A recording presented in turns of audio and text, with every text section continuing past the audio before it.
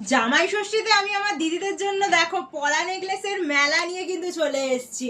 রং বেরঙের কালারের কিন্তু পলা নেকলেস পাবে, লাল, মেরুন, নীল, সবুজ, সাদা, কালো, কি কালারের চাই শুধু তোমরা বলো।